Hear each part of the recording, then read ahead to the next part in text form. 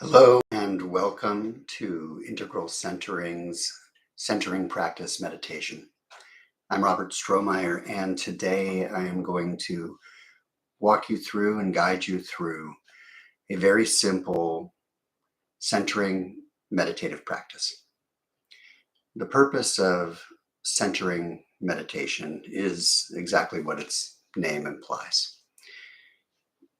Throughout our days and throughout our lives, we are continually pulled away from our inner center. Our attention is continually pulled into things that may be important to us. Much of what takes our attention day to day is important to our well-being, to our survival, to our relationships, to our ability to make a livelihood, keep groceries coming in the door, keep the roof over the heads, and take care of others. At the same time, much of what takes our attention day to day is noise. And whether the things that are pulling at our attention, whether those be people, whether those be tasks or chores that need to be done, or whether they are bills to pay, or media inputs, social media, events on the news, the opinions of those around us, those also pull at us. They demand not only some of our attention, but they call us to place our concern in places that may not be really of benefit to us. They call us to increase our anxiety and our awareness of problems that often are not immediately relevant to us. And in some cases, they call us to concerns and problems and stressors that are not actually real. Wherever those inputs and demands on our attention sit on that spectrum, the most effective thing we can do day to day is to continually make ourselves aware of our own center, reinforcing for ourselves the core values, the principal concerns, our deeper aspirations, our concern and care and love and empathy for the people around us and the people we are responsible to, including ourselves. So a centering practice fundamentally is about bringing our attention back into our core, back into our center of identity, our center of compassion, our center of self-love and love for others in the world. At Integral Centering, we really focus on two things. The first is integration. By integration, I mean the wholeness of all that we are. Each of us has many personalities. The thrust of conventional psychology over the last 100 years has been a focus on the cultivation of a healthy ego. And a healthy ego, in conventional terms, is one that is not too strong, not too weak, not too self-centered, not too outwardly centered, right? But a balance. But most importantly, it is one that is coherent and singular. Conventional psychology has always reviewed the ego as essentially the core of the personality. It is amorphous, but when we think of I, me, we are thinking of a construct that is the ego, that is this self, the I. And what transpersonal psychology and humanistic psychology and psychosynthesis, I almost said photosynthesis, have taught us in the last 50 years or so. Really beginning actually further back with uh, Carl Jung, with William James, that the self is not a single thing. The ego is an aspect. It's a construct of self, but the self is composed of many things, many selves, and as such, each of us has many personalities. Uh, Jim Fadiman, well-known psychologist in the transpersonal field, has referred to it as the symphony of selves. Um, Roberto Assagioli, uh, groundbreaking Italian psychologist, particularly active in the 1960s and 70s, developed the psychosynthesis model of the self, which effectively builds on the work of Carl Jung. And what Carl Jung discerned was that there were dimensions of self that were not just the one singular, that there is a center of consciousness, a point of awareness, that point of awareness is in continual conversation with multiple levels of self. And there is the superconscious, the sense of the higher self, the unconscious, that aspect of ourselves that lurks beneath the surface much of the time, the little voices that we hear from ourselves that we sometimes ignore, and the collective unconscious, which is those aspects of our consciousness that reach beyond ourselves, that sense of being a part of a collective understanding that we intuit around us. Roberto Assagioli built on this by elaborating further the relationship between that point of awareness, when I am aware of when I'm aware of a moment, that point that is aware. Now, that point of awareness is not the self. It is merely the point at which the attention is focused. And that point of attention is often sort of flitting here and there, right? It is often rushing off in one direction and then is called suddenly in another direction. And we are continually pulled away from a rooted perception of the fullness of what we are, and are instead essentially inhabiting other people's constructs, other people's identities, other people's crises. So bringing our attention inward allows us to listen to all those voices within ourselves. It allows us to listen to the voice that is the concerned parent and hear what that voice has to say. It allows us to listen to the voice that is the overstressed worker. It allows us to listen to the voice that is the lonely child still lurking within us. It allows us to listen to that self that is the hurt or wounded lover. And it allows us to listen to the more empathetic and more holistically directed, compassionate self that brings all of those together for our own good and for the good of those we love in the world. So integral centering practice is really about drawing the attention in, which we're about to do, and then bringing that awareness throughout ourselves to listen once we've really quieted down. Listen to those voices that are calling to our attention within ourselves. And we're going to draw from within an intention to guide us in the day.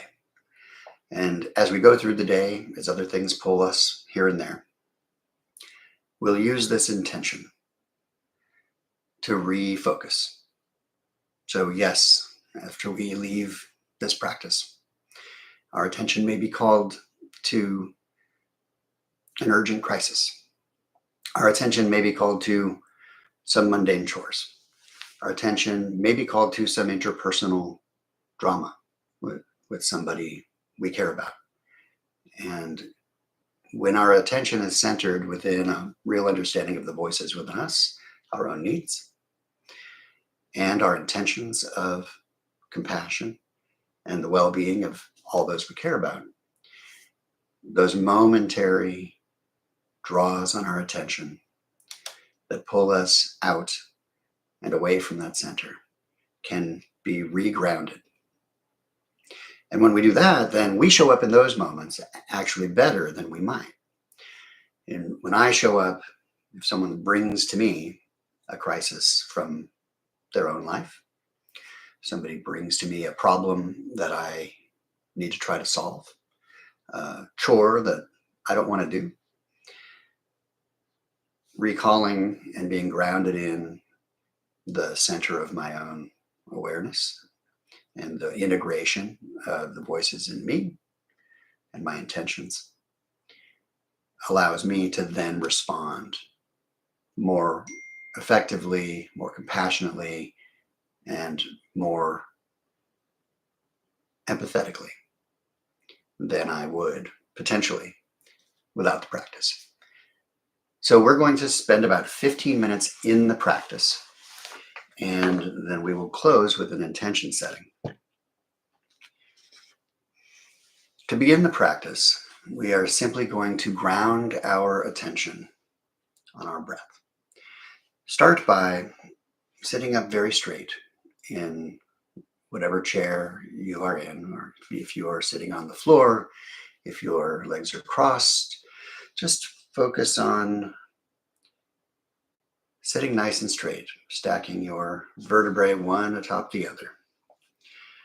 And allow your shoulders to open up with your shoulders back. Your feet either flat on the floor, or if your legs are crossed, strive to keep your hips elevated above your knees for open blood flow and stability.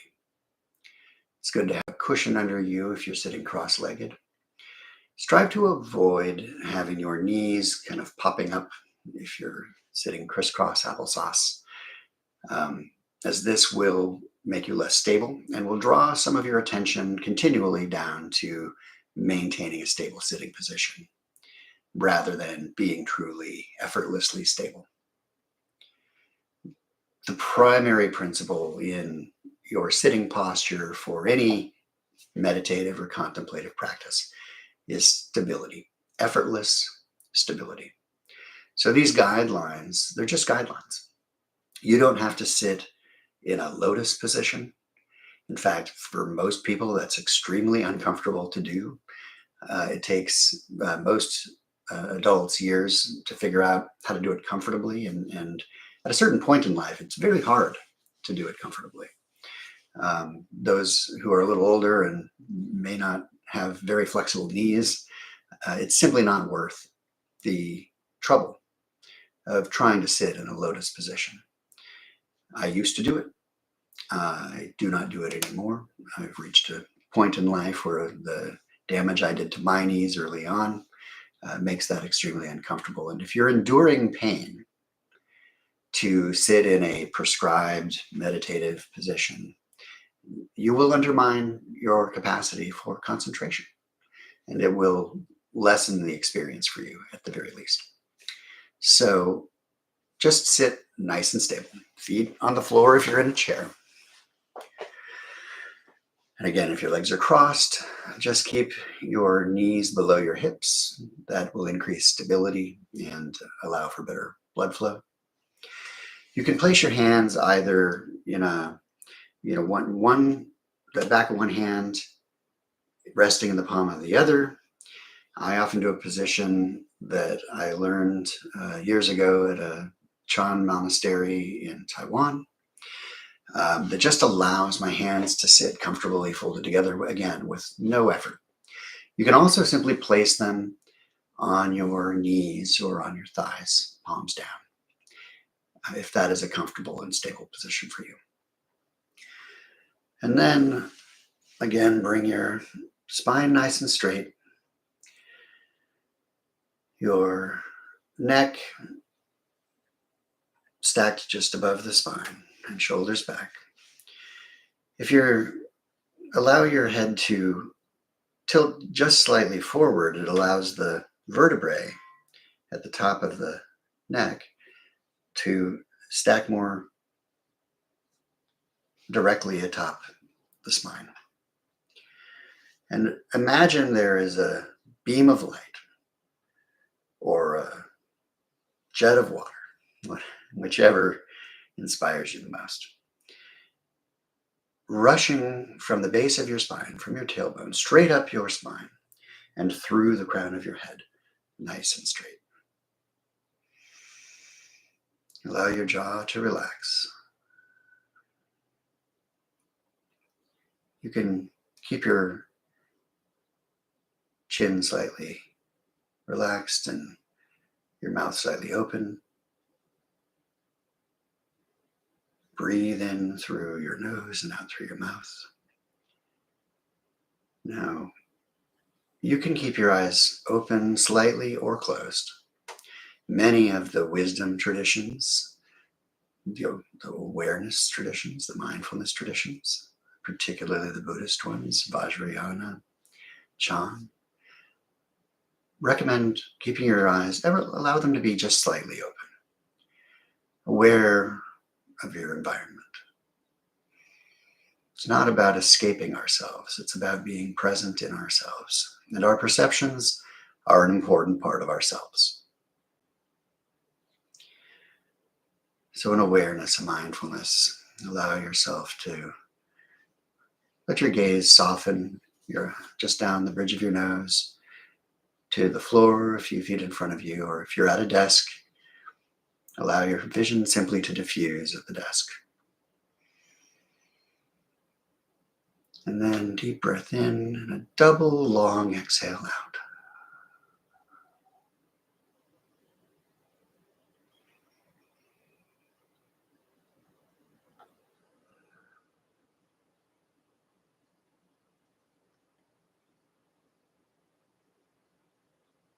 And with each breath, allow your rate of breathing to slow and your depth of breathing to increase.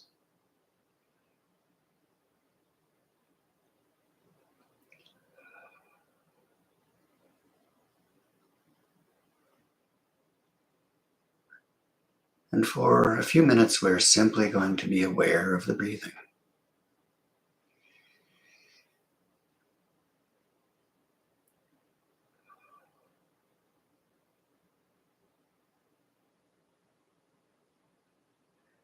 A helpful practice, if you have difficulty maintaining awareness of the breath, is to go ahead and count each breath on the exhale.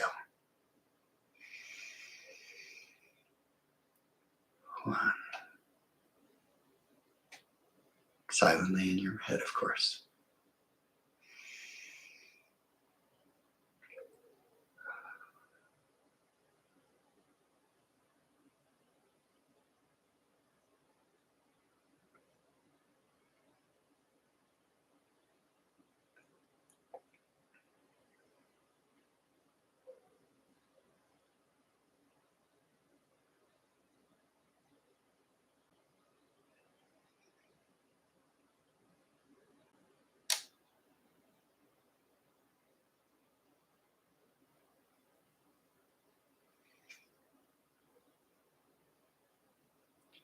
And with each breath, as you count up, when you reach 21, simply begin counting back down from 21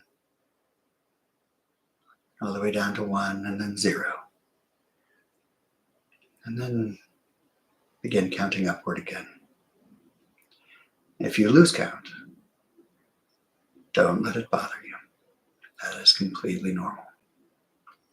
Simply recognize that you have lost count, that you've become distracted perhaps, and start again at 1, counting up to 21 and then back down to 0.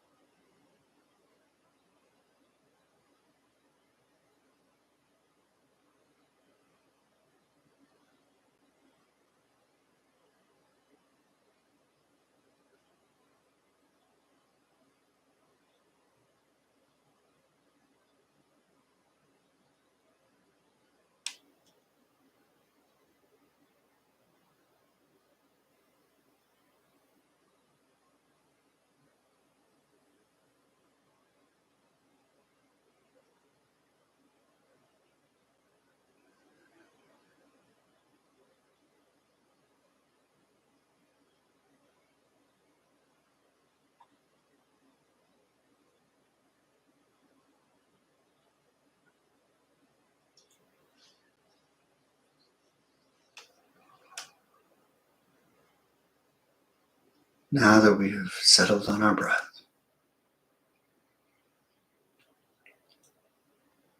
and settled our awareness,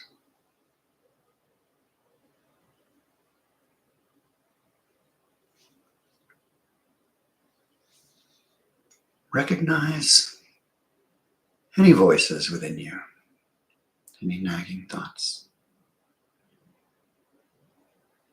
Thoughts arise. Sometimes they are fleeting. Sometimes they're mundane. Sometimes they echo a deeper yearning, a deeper awareness. Some part of ourself that wants to be heard.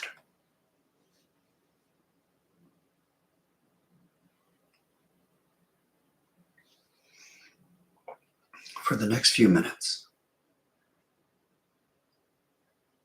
As a thought arises, simply recognize what it is. Don't push it away, but also don't cling to it and don't chase it. Allow it to simply arise and ask, who is this? What voice within you is raising this thought to your attention?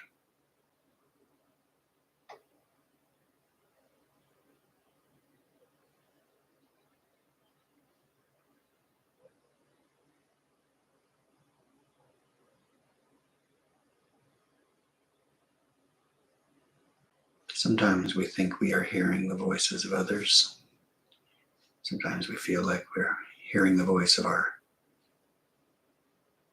mother, our boss, our teachers. Even as adults in advanced stages of life, we sometimes hear those nagging voices and we think, oh, that's my mother. That's that teacher who was so critical. Recognize that these voices, they are not the voices of these other people. They are voices in you. They're voices that heard those words, heard those voices. But these are parts of you that have internalized the voices of others. And sometimes it's not the voice of others. Sometimes it's the voice of an aspect of yourself that you perhaps don't listen to enough, or perhaps repress or silence, knowingly or unknowingly. As a voice arises in you, as a thought arises, who's bringing that forward for you?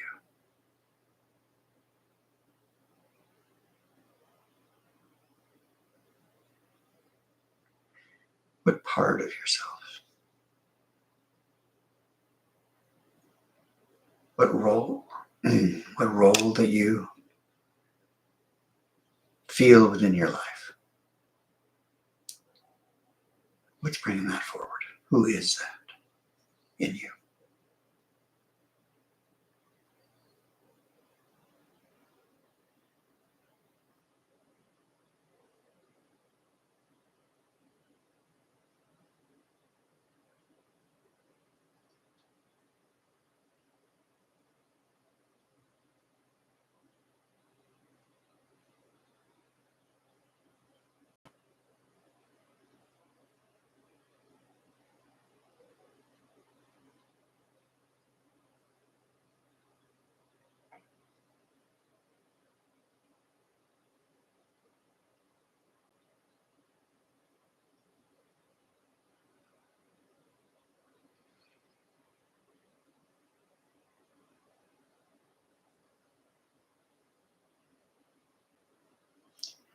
It's okay if you don't have a clear idea of who that is or what aspect of yourself that is.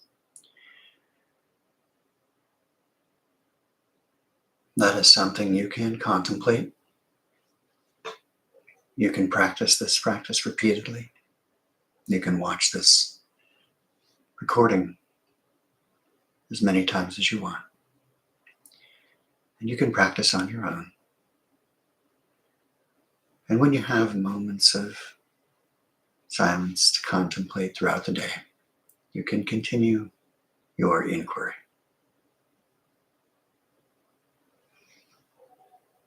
What you may find is that there are many different dimensions of yourself, different identities, different roles, and that each has their own slightly different personality, set of control and concerns, things that draw them out and, as they say, trigger them.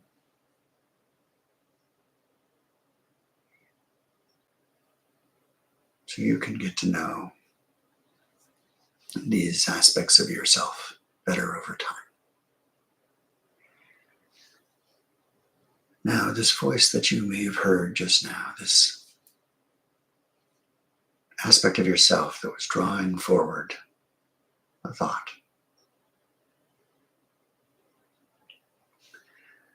Now ask yourself, what do you need?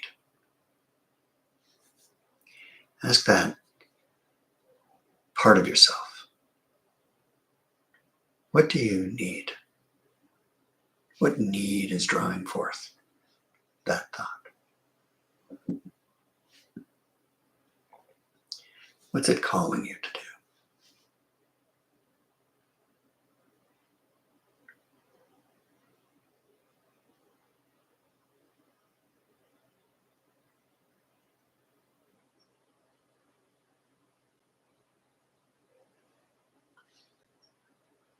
What can you do to help that part of yourself fulfill its need?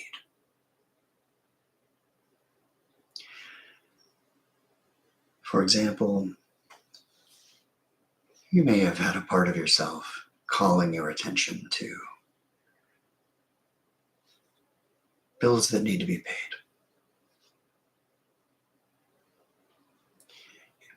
Perhaps what it needs is to know that it is secure and stable, that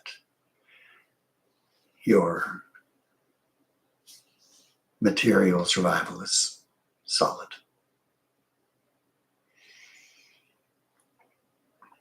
Perhaps it was calling you to think about an interaction you had with someone else you care about. And it wants or needs for you to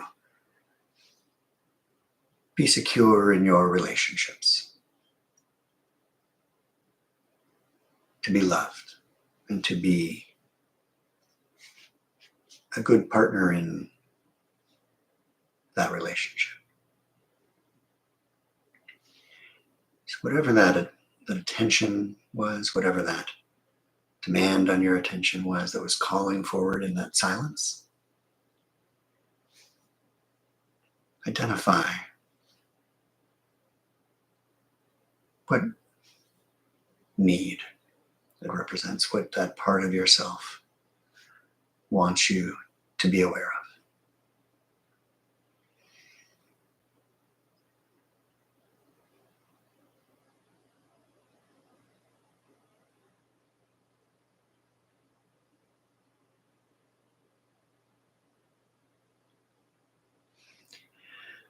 And now draw your attention outward. Allow your vision to rise. Roll your neck. Take a deep breath in and a double exhale out.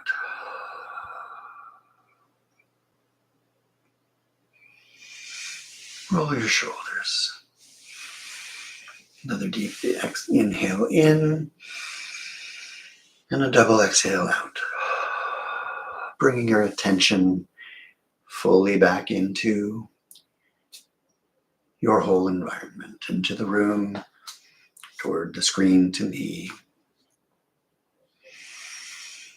And consider what voice it was you heard.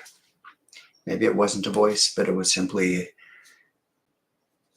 a realization. Maybe it was an image of something you need to attend to. Maybe it was just your own voice as you hear every day saying, I have to take care of that. Maybe it was calling to something deeper from the past. Whatever that was, the exercise for today is to hear it. To hear that voice inside you. There are many. And that is completely normal and healthy and what they call in psychology adaptive, meaning that it supports you in life.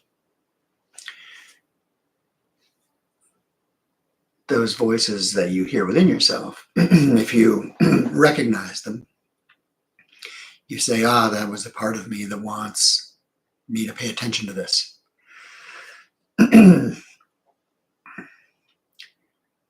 What does it want you to pay attention to? What action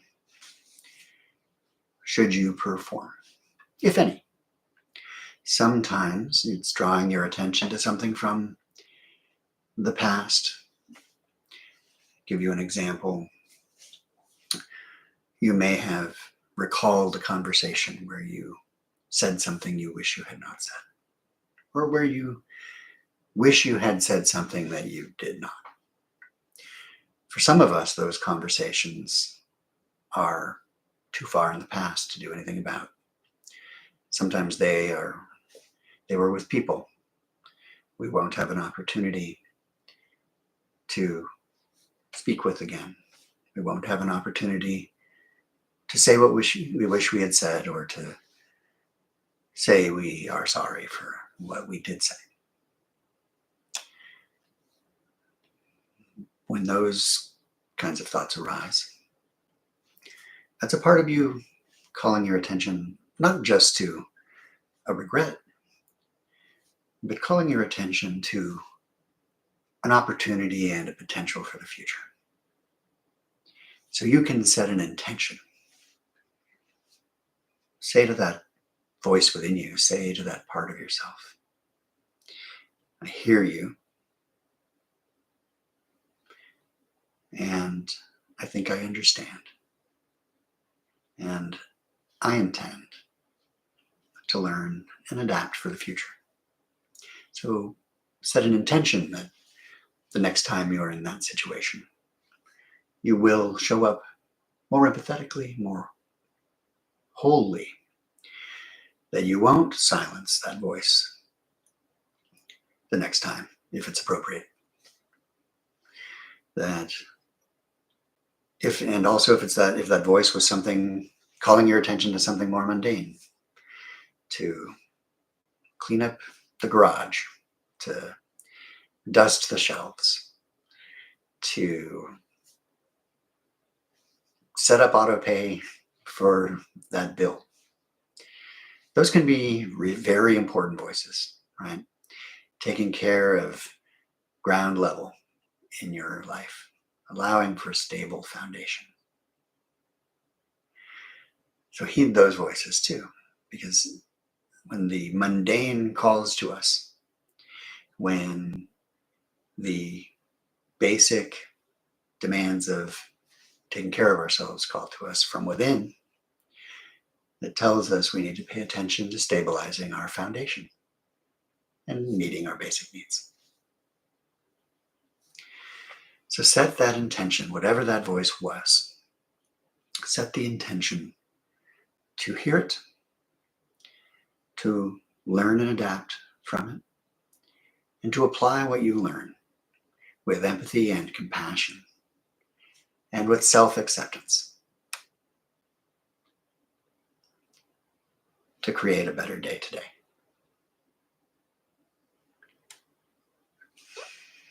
We're going to close with a dedication. In the wisdom traditions around the world, East and West, it is customary, it is traditional to close with a dedication. It can be simply a declaration of your intention. It can be a prayer. You might dedicate the merit, if you're a Christian, to God or to Christ. If you are a Buddhist, you might dedicate that merit to all sentient beings and their well-being. You might dedicate the merit to an individual you care about, a person in your life who needs support and love and caring. And it is okay to dedicate it to your own development, to your own stability and foundation. You also matter deeply in the world, and it is okay, it is good to dedicate your merit to your own development for the benefit of yourself and the world. to make the world a better place, we start with ourselves. So don't discount the value of dedication to your own development too. Whatever that may be, you can place your palms together. You can clasp them however feels right to you, but give a gesture of dedication and gratitude.